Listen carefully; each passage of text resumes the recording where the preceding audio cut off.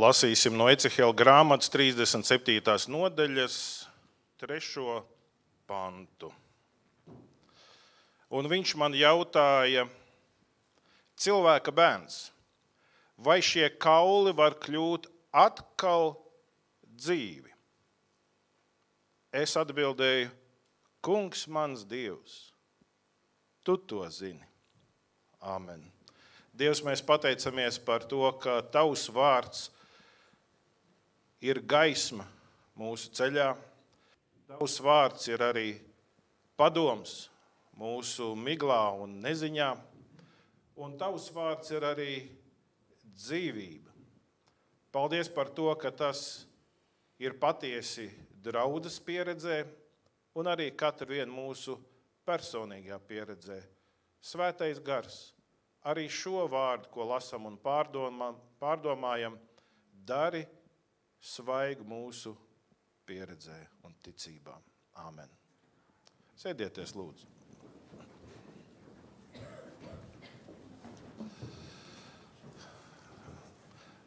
Man prieks sveikt Priekulas Baptistu draudzi jūsu dzimšanas dienā. Un bieži jau tā negadās, ka to aicināšanu ciemos sāk viens mācītājs un tad līdz galam noved cits mācītājs. Bet katrā gadījumā labi, ka jūs vismaz esat savā vietā un tad līdz ar to man ir prieks būt šeit un tiešām un arī prieks arī Raivu un Santu redzēt šeit.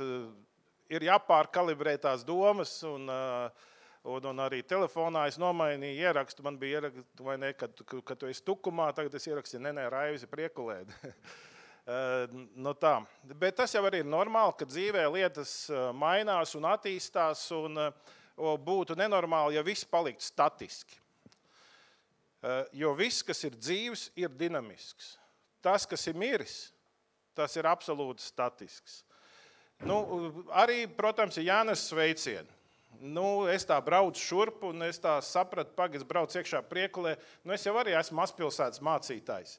Līdz ar to, kā līdzīgs ar līdzīgi varēs nodot sveicienu, bet no Madonas draudzes es jums nodošu sveicienu sprediķu noslēgumā. Es esmu ne tikai Madonas Baptistu draudzē mācītājs, es bišķīt sajūtos ar kā tāds misijas mācītājs. Un tad nodošu sveicienu no baptistiem Ukrainā, konkrēti Luckā, kur aizvadītajā svētdienā es biju. Un viņi tad teica, visi, kas ir pie mums ciemos šajā svētdienā, tas pirms nedēļas nesiet, tur jūs būsiet savās mājvietās. Līdz Madonai es vēl neesmu ticis, es viņam nākam svētdienu nesīšu to sveicienu. Tad jums tiek sveiciens no māsām brāļiem Luckā. Un jāsaka, no maniem braucieniem, kas man ir bijuši uz Ukrainu, šķiet, ka šis varētu būt arī viens no tādiem ļoti piesātinātiem un arī pieredzes un emociju tādiem bagātiem braucieniem, jo tas mērķis šoreiz bija mums satikties ar cilvēkiem, ar tautu, ne tikai ar vadītājiem, jo, ja jūs atminaties aizvadītā gada nogali, ka bija akcija Zvaigzne austrumos un tā vietā, lai būtu kurpju kastītes ar dāvaniņām, rotaļlietām, kā bija jau pierasts. Un tie, kas ir vadītāji, tie saprot no tāda brenda pārvaldīšanas viedokļa, tā bija liela neprātība, ko mēs izdarījām, ka ja jau mūs atpazīst, pēc tā Zvaigzne austrumos tās ir kurpju kastītes, cilvēki iesaiņo tās rotaļlietas, un citi saka, pagaid, mums ģimenē tik ļoti tā patika to darīt. Kāpēc mēs sākām ar kurpju kastītēm? Tādēļ, ka cilvēki teica, ziniet, mums ir liela vajadzība pēc rotaļlietām. Šī reizē bija tā, satiekos ar ukraiņu vadītājiem un stāstu viņiem par rotaļlietām, par kastītēm, viņi uz manīm skatās. Un tu saproti, ka vārdi iet garām ausīm. Es viņiem saku, bet ko tā pa īstam vajag? Un tur bija vairākas lietas, un līdz tam mēs nonācām, šitādas gultiņas vajag. Vatsakot, tagad šīs gultiņas bija jau aizvests, aizsūtīts, jābrauc satikties ar cilvēkiem, jāredz klatienē. Tā viena no lietām, ar ko parasti ir svarīgi izdarīt, ne tikai tā kaut kur aizsūtīt, tad cerēt, ka viss labi izdevies, ir jābrauc arī jāsatiek, jāredz, kā ir dabā. Un lielākā daļa aizgāja uz Zaporižu un Mikolaju, tas ir dienvidos tieši, kur bija tie Kahovkas plūdi, un tur arī tā kara darbība ir daudz intensīvāk. Šis bija Luckā. netālu no Polijas robežas, bet arī tur viņiem ir vajadzības. Un braucām, mēs bijām 3 cilvēki no Madonas, mans draudzes vecais Dans, es, un no poļu puses bija mūsu partneris. No poļu baptistiem mēs sadarbojās jau no kara sākuma. Tāds Jona tulkojumā. Mācītāja Henrika dēls, viņš ir tagad, Jonašs ir baptistu labdarības akcijas vadītājs, arī pieredzējis cilvēks, advokāts, viņš ir strādājis Ernst & Young auditoru firmā, tāda kalibra čalis, kurš, viņš jebkurā mirklī, jebkur atradīs darbu, ja vajag. Ja. Un tāpat laikā viņš, tagad sākās karš, viņam 1 gadu tā firma iedeva, tu vari darīt veltīt labdarībai, bet tagad viņš vispār iesniedz atlūgumu, viņš teica, ziniet, mīļie, jūs taisiet naudu, es darīšu darbu, kas ir, sirdī, tā. Un braucām ar Jonašu, un ļoti interesanti, ka vairākās tajās sarunās bija tas, ka poļi un ukraiņi, viņiem ir tā valoda tuvāk nekā mums ar leišiem.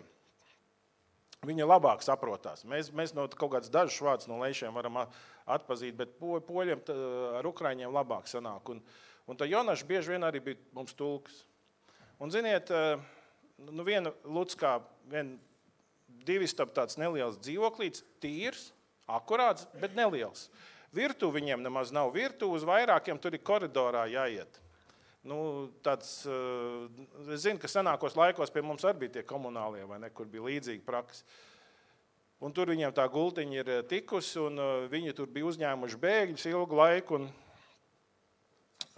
Bet tagad lūdzam Dievu, un tas nama saimnieks lūdz kaut ko ukraiņu valodā, es jau neko nesaprotu. Dažus vārdus atpazīst, bet tā pa lielam tā nesaprotu, kur viņš ar to virzās ar to lūkšanu. Pēc tam Jonašs iziem busiņā, viņš saka, jūs sapratāt, ko viņš lūdz? Nē. Viņš iztulko. Un iedomājies tā viena no lietām, viņš saka, Dievs, tu redzi, cik ļoti mēs saucām, ka mums vajag gultu. Paldies, ka tu iedevi gultu. Un tā mirklī es domāju, bāc, gulta. It kā tik vienkārša lieta. Un liekas viņi pilsētā un pa mani jaunāki, tādi forši cilvēki. Bet viņi reāli nevarēja nopirkt gultu. Un tad, kad tu saproti, tas nav pat kaut kur laukos, tur kur tiešām pilnīgi visa ekonomiskā stagnācija jau gadu desmitiem, tas pat pilsētā viņi to nevarēja. Un tādi smuki 30 kapekām cilvēki. Un tas tīri tā, kad tu to saproti, ka tas, ko mēs kopā izdarījām, ļoti daudziem, varbūt pat visiem, ir kā atbild uz viņu saucienu uz Dievu. Vēl vienā vietā bija līdzīgi, bet tā bija pirmā, un tā riktīgi man sadzina, vēl tagad, kad es to atceros, man velk emociju uz augšu. Un tāpat laikā arī mēs redzējām ne tikai pilsētā, bet arī tādās lauku vietās, piemēram, viena no pēdējām vizītēm, kur mēs bijām māja, arī 2 istabiņas, tā kā bija, un viņai arī ļoti īpatnēji, arī, ka nav iekšā virtuve, 2 istabiņas tikai, bet virtuve ir ārpusē, tā kā atsevišķi. Tā virtuvīte vispār bija tā, ka man jāpieliecās, es jau neesmu no tiem garākajiem, tā kā porziņas vai kaut kas, bet tik un tā. Un tur ir tēvs ar 2 bērniem, 10-gadnieks un 12-gadīgs puika. Un viņš bija pagāns, neticīgs, dzēra un vēl kaut kā iekūlās vēl cietumā, sieva viņu pamet, iznāk ārā, viņš pie ticības nāca cietumā, bet tagad viņš viens pats un audzina bērnus. Un tā mājiņa arī maza vienkārši, arī tīrs. Tas arī bija ļoti interesanti. Visur, kur gājām, visi ir tīrs, tā kā sakopts, bet tu redz, ka ir nabadzība, tur vajadzētu krāsas podu arī to grīdu nokrāsot. Ja? Un arī tā pie šī vīra bija tas labais, ko es redzēju par to draudzi, kurā mēs viesojamies. Tātad draudzei aptuveni 23 vai 24 gadi, un šajā posmā viņi paspējuši vēl 10 citas draudzes izveidot. Un viņi ne tikai tā, tā vai uztaisam draudus, un ieliekam kaut kādu vadītāju, viņiem ir svarīgi visus tos draudus locekļus mācīt, apmācīt, lai katrs atrod savus garīgās dāvanas, lai nav solā sēdētāji. Tu nevar būt draudus loceklis, tev vienmēr kaut kas ir jādara. Tā arī šitais vīriņš, kas ir nesen iznācis no cietuma, viņš ir ticībā 2. gadu, bet viņš jau tur ir tajā lauku vietiņā, viņš jau pulcina ap sevi cilvēkus un sludina evaņģēliju. Un pat tas bija diezgan iedvesmojoši. Un es domāju, bāc, viņiem te mežonīgi nabadzība, viņiem te ir karš. Labi, daži saka, mums Latvijā arī ir nabadzība. Pret ko mēs skatāmies? Jā, paskatāmies uz Britiem, amerikāņiem, mēs sakam, mums ir nabadzība. Kāpēc mēs uz Somālijas pusi nereiz nepaskatāmies? Ja? Uzreiz mēs sajustos kā bagātnieki. Pa Ukrainu mums viss ir daudz labāk. Ja? Un atkal, viņi savos apstākļos ņem un uztais draudz, kura visu laiku vēl un vēl un vēl. Un ne jau tikai tur ir tā, ka katrs tiek likts pie darba. Atbilstoši spējām, atbilstoši viņa dāvanām, bet nav tāds baznīcas sola sēdētāji. Es šeit esmu ciemiņš. Man nav ne jausmas, vai kāds no Ventspilniekiem ir tāds, kurš baznīcas sola tikai deldē, labi, atnāk padziedāt. Šitie vismaz dzied, ja? Bet tiem, kas tur palika mājās, vispār neko nezinu. Pa jums es arī neko nezinu pateikt. Bet, mīļie, tas ir starp jums un Dievu garu. Es neko tur nevaru pateikt, bet ja Dievu gars jums saka, paklau, pietiek tev deldēt to soli, dari kaut ko, tad tie nav mani vārdi. Tie ir tā kunga gara vārdi, ko jūs sadzirdat. Ja? Viņi tur kā apstākļos milz nabadzībā kaut ko dara. Mēs mums slavu Dievam karš nav. Jūs gribat sagaidīt, lai Dievs atsūta karu, un tad sāksiet darīt. Darīsiet arī. Tā kā ir uguns pakulās, tad visi tik ticīgi paliek. Ja? Uz frontes līnijā, kā teica kapelāns Pļaviņš, tā, ka viņš aizbrauc uz Afganistānu. Visi komandieri saka, kapelāni nāc pie mums, jā, visi baigi ticīgi paliek. Mīļie, mācīsimies ticēt un kalpot no sirds. Ar visām svēta gara dāvanām, ar visām spējām vai pusspējām, kāda mēs esam. Mēs esam stūraini un kantaini, īpaši kurzemnieki. Ja? Visādi. Bet tas nekas. Dievs savu jau starp tām kantītēm ieliks, un viss būs tāds nams Dievu godam, tā kā maz neliksies. Labi, es bišķīt laikam aizrāvos ar to sveicienu, bet, kā bija tā, ņemiet pa labu. Es vienkārši saku, man ir riktīgi sakrājis, man bija tāda, diezgan tāda, tiešām emocionāli tā vizīte. Vēl viena lieta, tīri, baigi. Bet tur bija kas pa cilvēkiem ratiņkrēslos, kas pa centru uztaisīts. Bet tur gan bija amerikāņu nauda iekšā. Džonija Eriksona, ja kāds ir dzirdējis par tādu, ja? Tie, kas man gadu gājumi, tie varbūt būs dzirdējuši. Viņai ir diezgan liela organizācija, un viņi arī citur Eiropā un pasaulē palīdz. Un iedomājieties, kas notiek, ja tiek uzbūvēta ēka, viss tieši, lai cilvēkiem ratiņkrēslā. Man liekas, ēka, tikai tur tās rampas ir. Nē. Mēs ar palikām pa nakti, ja? Es dabūju gulēt tādā gultā, kur tās pogas spiež, tad tur, tur uz augšu var, es tagad tur baigi nepārveidoju, bet tur tādi slimnīcas gultu, vai ne? No rīta iešu skūties. Es ieeju tur tāda liela tā dušas telpa un viss skūšos. Nevar noskūties. Kāpēc nevar noskūties? Jāpieliecās. Spoguls ir zemāk. Visi izlietni zemāk. Visi savādāk. Un es domāju, jā, cik reizēm mēs aprodam to, kā, viss ir tā kā mums piemērots. Bet ja cilvēks ir savādāks, kā viņš? Turpat izlietni jābūt tā, lai viņš var ar ratiņiem. Viens karavīrs, ko mēs no rītu, viņš teica vispār, lielākoties visi tik formāli uztaisīts, it kā izlietni ir, bet tu jau nevar. Tev kājas tur netiek klāt, tu stiepies. Tā. Tādēļ ir labi tā dziesmiņa, ko jūs dziedājat, kad cik dažādi mēs esam, vai mēs, protams, mīlēt arī tos, kas ir savādāki. Tas ir labi, ka draudzē mēs mākam mīlēt ne tikai tos, kādi mēs esam, bet arī bišķi savādāk ar citiem izaicinājumiem. Bet, kā lai saka, ķersimies pie Dieva vārda, un šodien mums ir pārdomām viens no vecās derības interesantākajiem praviešiem. Protams, viņi nav nemaz tik viegli sludināt, jo reizēm tur tas, ko viņš ir redzējis, un tās vīzijas Ecehēlam ļoti savdabīgas, Bet Ecehēls būtu riktīgi mūsdienu cilvēks. Ticiet man, ja viņš būtu Twitterī, ja viņš būtu Instagramā, tad viņš būtu starp top 3, kuram visi sekot. Jo jau tajā laikā tas bija kaut kas fenomenāls. Tu katru rītu pilsētas tirgu aizēji un tad domā, ko jaunu Ecehēls atkal sadarīs. Ja? Piemēram, viņš ir kā viens zīmbi, viņš ir noskuva visus matus, ja? Uztaisīja bumbiņu un tādu kociņu dzenāja pa pilsētu. Ja? Es domāju, tas bija skats, ko cilvēkiem redzēt. Ja? Un ja to vēl Instagramā ieliek un vēl pareizo mūziku, un viss tur būtu tāds hīts, ka maz neliekās. Bet tas jau viss bija nolūk, lai viņš varētu Dievu vēstu vēstīt. Un Ecehēls bija pravietis, kas nevis savā dzimtajā zemē, bet viņš bija aizvests uz Babiloniju, Gūstā. Un 597. gadā, tas pirms mūsu ēras, un viņš ir kā viens no elites pārstāvjiem aizvests, viņam aptuveni 25 gadi tajā brīdī, viņš ir spēka gados, no priesteriem. Un redzēt, tajā laikā tā jau bija tāda praksa, lai tā tauta tur baigi nedumpotos, lai nebūtu tie gudrie prāti, kas viņus var saorganizēt, paņem tur kaut kādu vienkārši daļu un aizved pie sevis. Un labāk tas ienaidnieks ir nevis tālumā, bet tuvumā, ka viņi var uzraudzīt. Vai ne? Tātad Ecehēls ir Babilonijā.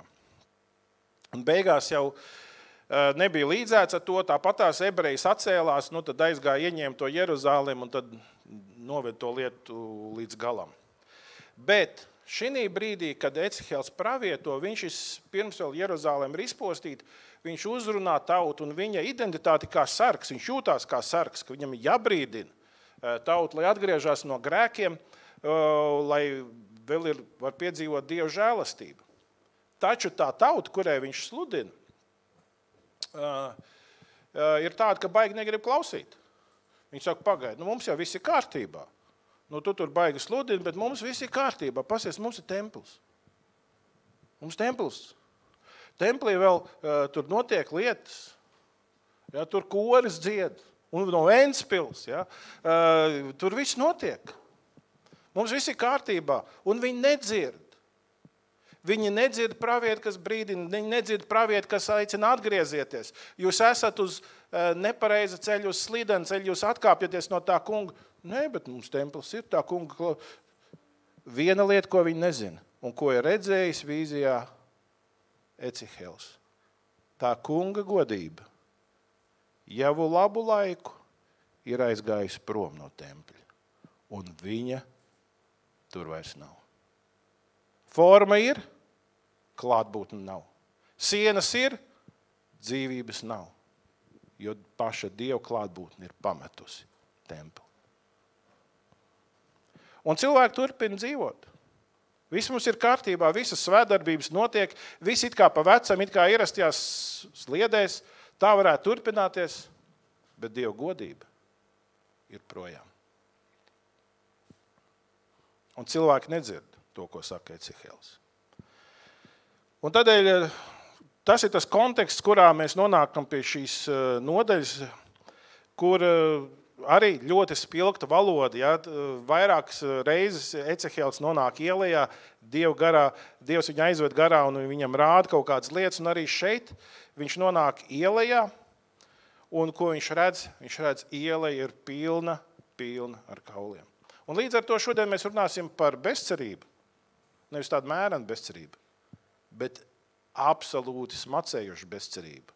Un kā Dievs kaut ko tik smacējuši bezcerīgi pārvērš cerībā.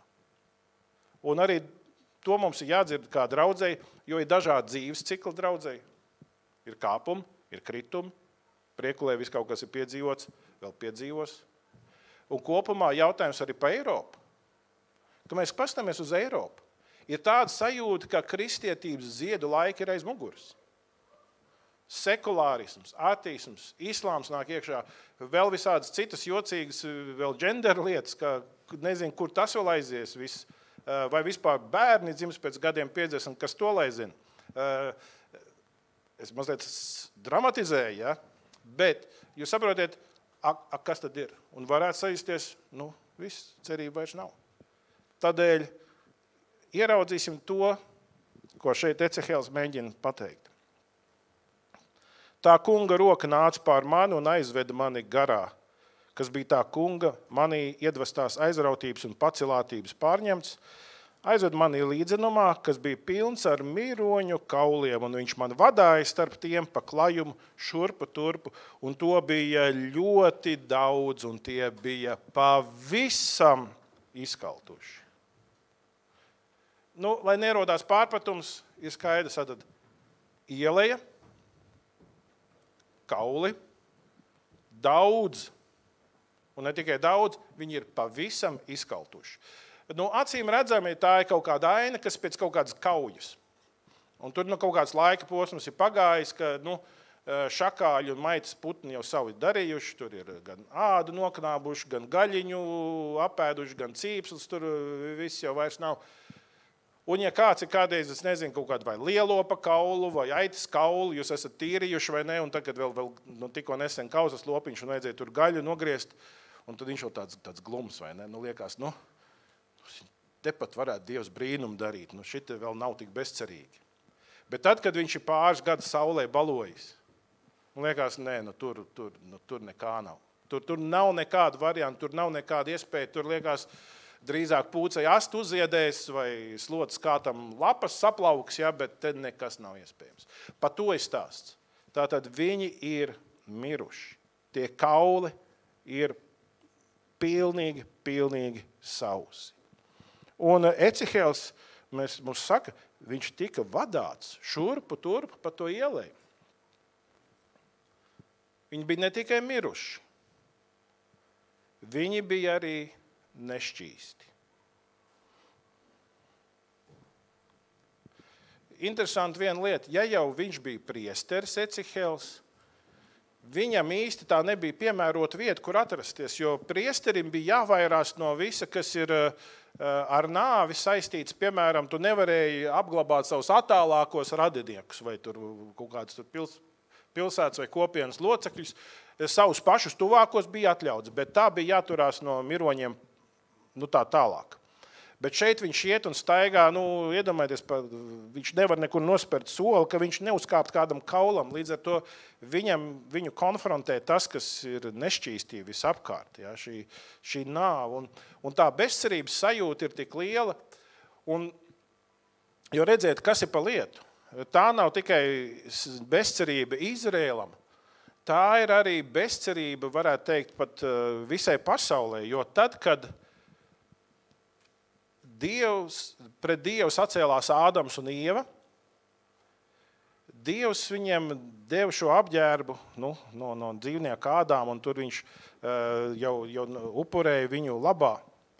Bet tad mēs lasām tālāk, tad caur Ābrahāmu bija teikts, ka Dievs aicināja Ābrahāmu, viņš teica, es tev svētīšu, un caur tevi es svētīšu visas zemes tautas. Tātad Dieva aicinājums un svētība nebija pašpatēriņam Ābrahām, lai tu labi justos. Viņš teica, bet caur tevi. Kas tas tur ir? Melodeklamācija baptistu draudzē jāsāk. Caur tevi es svētīšu visas tautas. Tātad, ja šis Izraēls, kuram bija jābūt par svētību visām pagānu tautām, tagad ir miris. Un šie vārdi, ko viņi par sevi saka Izraēls, mēs esam miruši, mēs esam šis miroņu lauks. Ja? Kur ir cerība? Kur ir cerība ne tikai Izraēlam, kur ir cerība visai pasaulē? Ja? Jo Dieva ļaudis nav tikai saņēmuši Dieva svētību pašpatēriņam, lai mēs paši justos glābti, lai mums nebūtu grēka iespējas mūsu dzīvē. Nē, mēs esam izraudzīti un izglābti funkcijai, misijai, lai nestu tālāk. Jo tad, ja Dieva mēģis būtu tikai mūsu izglābt, vislabākais variants būtu, kā cilvēks nāk pie Kristus, viņš ir šķīsts un tīrs, un balts papīrīts, fantastiski, klakts. Visi mirst, lai nesagrēkotos vairāk. Pēc pestīšanas saņemšanas jūs neviens nav apgrēkojies, jūs neviens muļķību nav sadarījis. Jēzus vārdu kaut kādā veidā negodā likuši. Labi, ja jūs tādi svētie, es tāds neesmu bijis, es neesmu varējis tā. Un būtu bijis labāk, ja pat es nevaru uz debesīm. Bet nē, Dievs mūs atstāja šeit ar nolūku, lai mēs tālāk nestu evaņģēliju vārdu citiem mūsu ietekmes zonā, bet arī citām tautām. Un tas bija arī Izrēlam. Bet tagad, ja Izraels saka, mēs esam sakaltuši, mēs esam miroņu lauks, mēs neko nevaram. Kāda cerība tautām? Kas viņiem sludinās? Līdz ar to viņi bija miruši.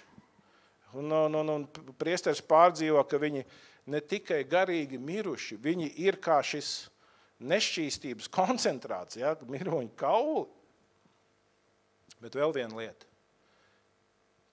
Viņi bija ne tikai miruši, ne tikai viņi bija šī nešķīstības koncentrāts, viņi ir zem sodu un lāsta. Jo vairāk kārt vecajā derībā Dievs teica, ka viena no lāsta pazīmēm ir tā, ka tevi neapglabā un tavi kauli paliek balot saulē. Tas bija, kad mēs lasām par Dieva derību ar Izraēlu, tā bija viena no pazīmēm, ka Izraēla zinās, mēs esam zem lāsta, jo nav kas apglabā mūsu kaulus. Un līdz ar to, ja tagad šie cilvēki Izraēls, viņi, un mēs lasām, tas ir tas, ko viņi vakariņu sēdot, pankūks cepot pie vakariņu galda runā un sev viens otram saka, mēs esam miruši. Mums nav cerība. Viņi tieši tā sajūtās, kā miruši, kā nešķīsti, kā zem lāsta. Un varbūt tagad, ka visu to notikumu redzot arī Jeruzalemi, kas notiek, viņi saprot, un pravietis mums sludināja, mums vajadzēja atgriezties, bet vai nav par vēlu? Mēs esam izkultuši, mēs esam nešķīsti, mēs esam zem soda un lāsta. Un šajā kontekstā 3. pantā mēs redzam, Dievs jautā cilvēku bērns, vai šie kauli var kļūt atkal dzīvi. Un kas būtu racionāla atbilde? Tāda loģiska atbilde. Tas, kas ir saulē izbalējis, mīlīši, nē, tur nav cerība. Tur nekā nav.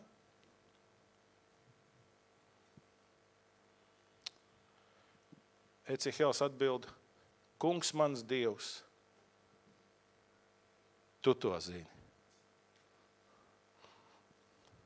Reizēm ir tā, ka sarunas ar Dievu ir interesantas. Vai kauli var atdzīvoties? Nevar.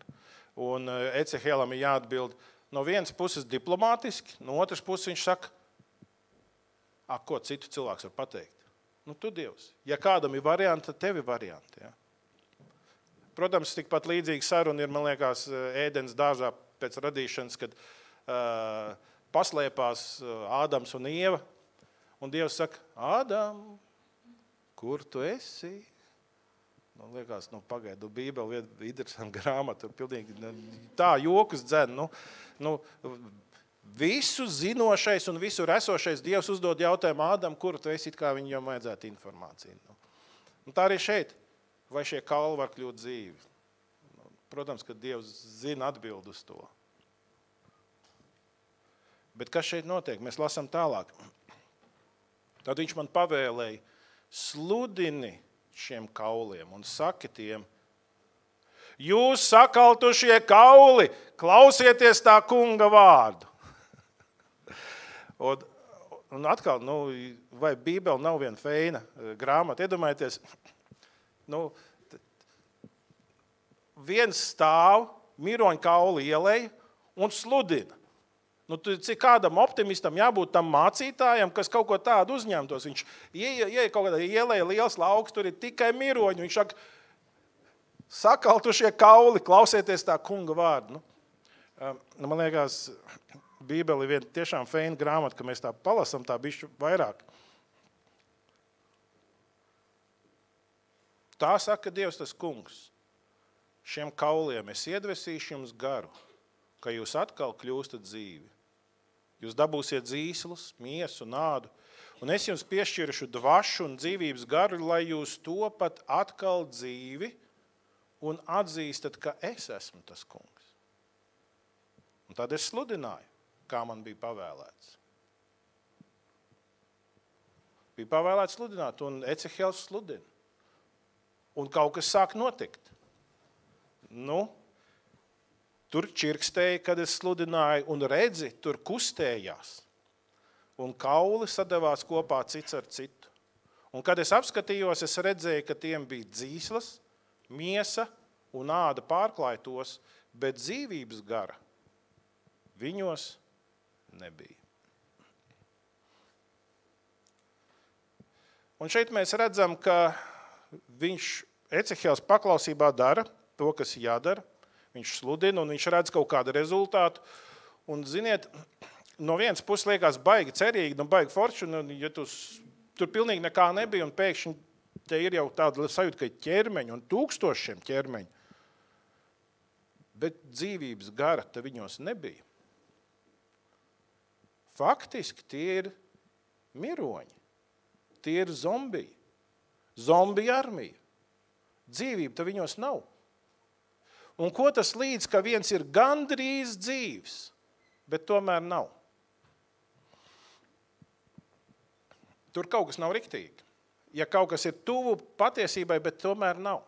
Tā kā es biju tāds jauns puika, man brālis 12 gadu vecāks, viņam piedzima pirmdzimtais dēls. Mēs šad un tad gājām apraudzīt, un tad aptuveni, ka viņam bija 6 mēneši dēlam Gatim, tad bija tā, ka es paņēmu viņu rokās, viņš skatās uz mani, un pēc kāda brīža sāk raudāt. Un tas kaut kādu pāris mēnešu posmā tā vienmēr notika. Un domājam, kas ir pa lietu? Un tad izsecinājām vienu lietu, viņš kā bērns skatās, tētis, un skatās, nē, nav. Un viņā ir uzreiz šī vilšanās, jo mēs ar brāli bišķīt līdzīgi esam. Un arī šeit, ka varbūt tu esi gandrīz dzīvs, bet tomēr nav.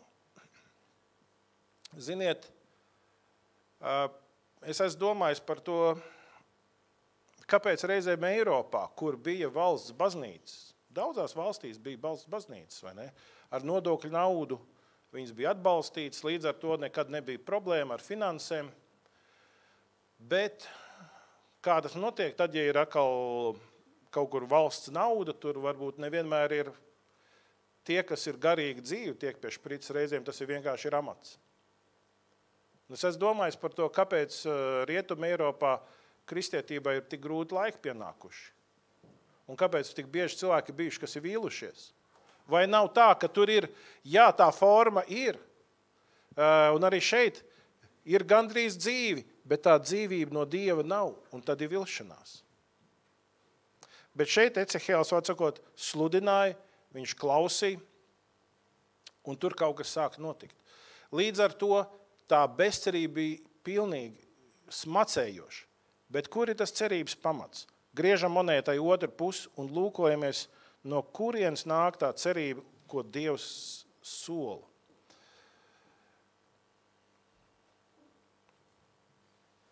Tad viņš saka dzīvības garam. Tad viņš man sacīja, cilvēku bērns sludina dzīvības garam, saki tam, tā saka tas kungs. Tā, labāk, uzlikšu brilles labāk.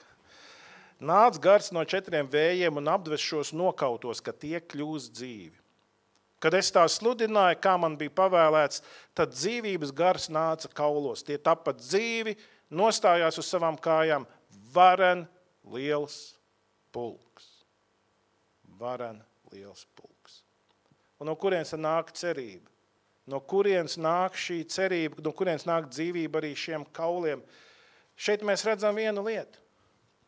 Tad, kad tiek sludināts Dieva vārds, tad nāk dzīvība. Dieva vārds un Dieva dzīvība ir savstarpēji savienoti. Jēzus teica Jāņa evaņģēlija 6. nodaļā, gars dara dzīvu, miesa nedara nenieka. Vārdi, ko es jums runāju, ir gars un dzīvība. Un tādēļ, tad, kad Dieva vārds tiek sludināts, tas vienmēr nāk ar līdzējošo zīmi Dieva dzīvību. Kā var mirušie tapt dzīvi? Un tad, kad viņi dzirdēs Dieva vārdu. Kā var tie, kas ir garīgi miruši, tapt dzīvi? Kad Dieva gars viņos caur Dieva vārdu tiek iedvests. Un tādēļ reizēm cilvēki saka, bet ka tur ir varbūt bez mazai, ka Dieva gars ir kaut kas atdalīts no Dieva vārda. Un Bet vienmēr, kad mēs skatāmies, tas ir Dieva vārds un Dieva gars ir nedalām kā vienas monētas divas puses. Jāņa evaņģēlijā Jēzus teica, kas manus vārdus dzird un tic tam, kas mani sūtīs. Tam ir mūžīgā dzīvība. Un tas nenāk tiesā, bet no nāves ir iegājis dzīvībā. Tādēļ, mīļie, cerība ir no tā, ka mēs pieņemam Dieva vārdu, ka mēs uzklausam Dieva vārdu, ka mēs ļaujam Dieva vārdam mūs konfrontēt, un Dieva vārds mūs nekad nepājā. Bieži vien ir tā, ka tas ir kā kaķi pret spalvai, kad Dieva vārds mūs vienmēr konfrontēs visdažādākajos veidos. Laikmeta gars mūs iemidzina. Dieva vārds mūs konfrontē.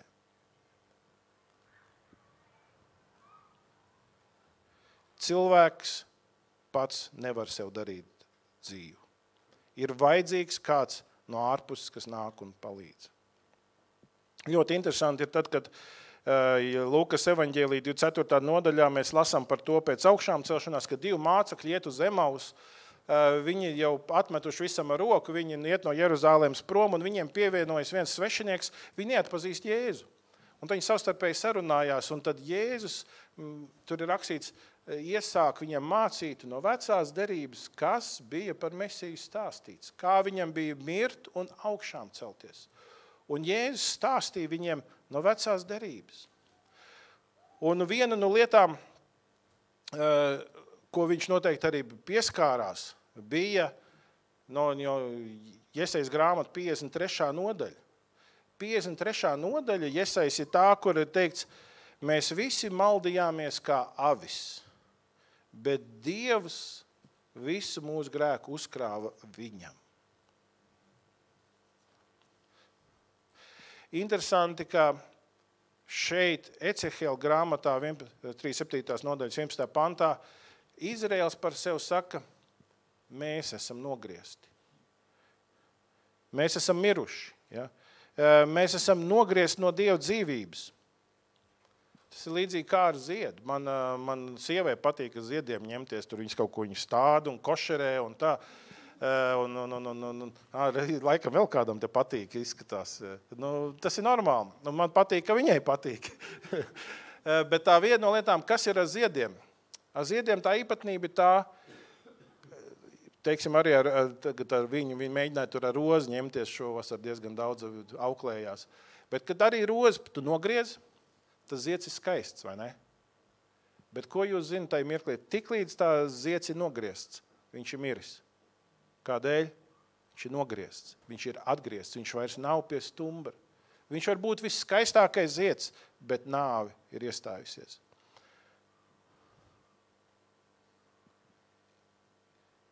Izraels par sevi teica, mēs esam nogriezti. Un Ecehēls tajā laikā nevarēja viņiem pateikt, mīļie, dzīvība ir caur Mesiju. Dzīvība ir caur to, kas tiek nogriezts jūsu dēļ, jūsu vietā. Jesajas 53. nodaļā mēs lasām tālāk, un tur ir teikts, spaidi un tiesa paņēma viņu. Tas ir kā mums latviešu valodā iztulkots. Tur ir tas pats ebreju valodas vārds, kas ir šeit Ecehēla grāmatā kā nogriezts. Ja? Tātad šis Dieva kalps, kuram Dievs uzlika mūsu sodu, viņš bija nogriezts. Tas ir tas, kas ir teikts par Jēzu. Un tad, kad Jēzus bija pie krusta, tas ir tas brīdis, kad viņš tiek nogriezts, viņš tiek atgriezts. Ko tas nozīmē, ka mēs sakam no evaņģēlijas, tā ir labā vēsts? Labā vēsts ir tas, ka mēs atkal un atkal redzam, ka Jēzus izdarīja kaut ko mūsu vietā, mūsu dēļ, ko mēs paši nevarējām izdarīt. Viņš tika nogriezts, lai mēs nebūtu nogriezti no Dieva dzīvības, lai mēs būtu uzpotēti šim dzīvības kokam, lai mēs tur varētu kā iesakņot, augt un būt dzīvi, lai mums būtu mūžīgā dzīvība. Jēzus saņēma sodu. Mēs saņēmām piedošanu. Jēzus uzņēmās lāstu, lai lāsti mums būtu noņemti. Jēzus tika atstumts, lai mēs varētu būt pieņemti. Un tā ir tā labā vēsts. Tādēļ, tad, kad mēs sludinām labo vēstu, tas nozīmē, cilvēks neko nevar izdarīt, lai sevi pievest Dievam, lai sevi izglābtu. Dievs to izdara mūsu vietā. Mīļie, bet tagad es gribu noslēgt ar to sveicienu no Madonas draudzes. Ja. Jo savā veidā tas, ko šeit Ecehels sludināja Izrēlam, savā veidā arī, ko mēs varam attiecināt katrs uz savu draudzi, Madonas draudze to ir gandrīz piedzīvojis uz savas ādas. Pirms kādu, jau vairāk kā 10 gadu atpakaļ, tas ir baptistiem mums bija bīskaps Andrejs Šterns. Viņš vienam gados jaunam brālim, kas tur netālu bija pārcēlies uz Ērgļiem, viņš teica, aizbrauc ar uz Madonu. Pieskati. Tas bija periods, kad baptistu draudzīte Madonā visticamāk teica tieši tos pašus vārdus, ko šeit Izraēls. Mēs esam miruši. Nekā vairs nav. Andrejs Šterns teica, pieskati, tur arī nams, tur vajag bišķi apskatīt to, lai jumts netek. Vēl tur 3 tantes ir, tās vajag godu apbērēt. Un, vārds sakot, viss ir skaidrs, pa skuju taku. Tad vēl droši vien vajadzēs draudzes tur reģistru kaut kā izdomāt, kā likvidēt. Tā. Kaut kā tā. Miruši. Viss. Miroņkauli ielēja. Un šis brālis, viņam tur aptuveni 45 minūtes no Ērgļiem uz Madonu, ko braukt, viņš arī brauc svētdienā, tur 3 tantes, Bet pilsēta tad nav maza, lielāka pa Priekulu. Ko darīt, ja viņi nav baznīcā? Kaut kur jau viņi ir, jāsaka meklēt. Kaut kur, aiziet uz sportzāli, vēl kaut kur jau uzrodās. Jo šis brālis, viņš bija saprats, nē. Ja Dieva vārds skan un konfrontē cilvēkus viņu grēkā, viņa atšķirtībā no Dieva, viņa bezcerībā, tas ir dzīvības vārds. Un tā arī notika. Paldies Dievam, viņam arī bija evaņģēlis dāvana. Un līdz ar to vārdu pa vārdam, soli pa solim, lietas sāk mainīties. Pat vietējie bosiki sāk atgriezties. Un tagad viņi ir reformējušies un draudzes vadībā mums nav bosika draudze, bet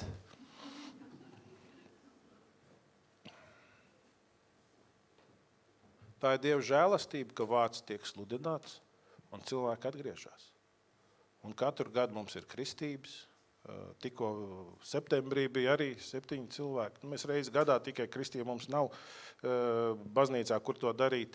Tādēļ brīvā dabā jāpaspēj pirms vēl dīķi aizsalst. Un nometnes jauniešiem arī, bet bija viss pagalam. Tā likās bīskapam, tā likās visiem pārējiem. Atlika vien parakstīt pēdējos dokumentus, un turpat nebija īsti, kam vairs parakstīt. Bet Dievam bija cita doma. Mīļie, un es pastos uz jums, tad vēl tālu līdz tādai bezcerībai, kā bija Madonā. Ja? Bet ne par to izstāsts, mīļie. Dieva vārds sludināts. Skaidri un saprotam un pārliecinoši. Ne tikai no kanceles, arī ikdienā, satiekoties darba vietā, satiekoties mājās vai sporta zālē, Dieva vārds sludināts, viņš radīs Dieva dzīvību. Mēs paši nevaram iedvest dzīvību, tas ir Dieva darbs. Tādēļ nekad, mīļa, nekritīsim izmisumā. Jēzus Kristus pats vakar, šodien un mūžam. Un dzīves. Āmen. Dievs, paldies Tev par Tavu vārdu. Paldies, ka tas mūs stiprina, ka tas mūs pārliecina. Un velns mūs gribētu iedvest bezcerību, laupīt cerību, bet tāpat laikā paldies Tev, ka dēļ Kristus un tas, ko Kristus ir darījis, mūsu ticībai, mūsu paļāvībai uz Tevi, Dievs, ir pamats. Un paldies arī, ka Tu nepameti mūs kaunā. dažādi laika posmi, dzīves posmi, varbūt draudzēji, arī personīgi, individuāli katram, bet, kungs, tad, kad mēs paļaujamies uz tevi, mēs atkal un atkal piedzīvojam, ka tu esi tas, kas nes, tu cel, tu uzturi, tu audzini un tu arī attīsti. Paldies, kungs, arī par Priekulas draudzi, 157 gadi, tas ir labs sākums. Mēs arī saprotam, demografiskos izaicinājumus, kas ir arī Latvijā, un mēs neceram uz cilvēku spēku. Mēs lūdzam, kungs, lai tavs spēks parādās. Tavs vārds, lai tiek joprojām sludināts, un lai tava dzīvība caur tavu garu manifestējās. Āmen.